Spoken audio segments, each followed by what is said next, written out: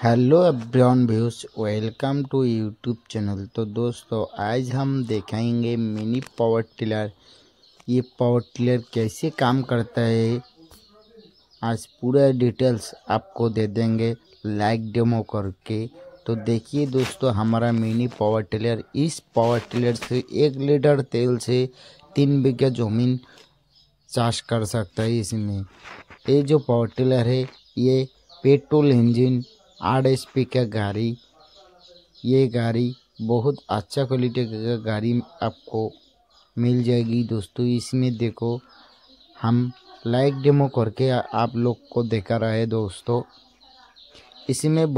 इसमें हाल भी मार सकते हो, इस गाड़ी से धान भी कटवा सकता है, सब्जी खेती का काम कर सकते हैं, पंप सेट भी लगा सकते हो दोस्तों। अगर वीडियो अच्छा लगे तो चैनल के लाइक सब्सक्राइब कीजिए। हमारा होम डिलीवरी का सुविधा है। धन्यवाद।